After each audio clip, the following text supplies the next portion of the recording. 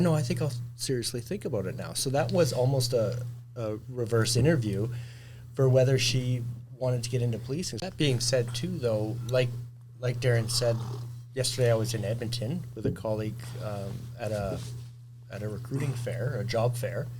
And the reason why we end up mostly at universities and colleges because that's where they hold the job fairs. But it's not always students that show up at the booth to come and talk to us because we're putting ourselves out there to be approachable. And that's the best type because dressed up like this in our uniforms, we kind of feel less approachable. So it's always nice to go to these job fairs.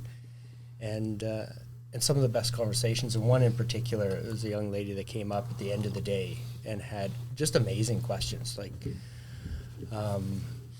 where do you see yourself in policing and what's the most enjoyable part and how do you deal with stress and how do you recharge your batteries? And at the end of it, and I thought, well, maybe this is just a conversation we're having with this pleasant person in the community, but in the end she's like, okay, yeah, no, I think I'll seriously think about it now. So that was almost a reverse interview for whether she wanted to get into policing. So it was very beneficial to have us out there, but we're seeing more and more.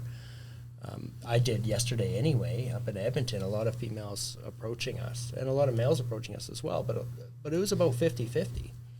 And it's nice to be approachable. And it's nice to be open because if you're not in the world of policing, it seems like very much like we're busy or we're doing this or we're doing that. And especially in the bigger centers, it kind of goes back to that community comment that I made that we are a part of the community. And if you don't know a police officer, you know somebody who does know a police officer. But it's nice to get to the bigger centers and actually be approachable and have really good down-to-earth conversations with people that would otherwise not have a conversation with the police officer.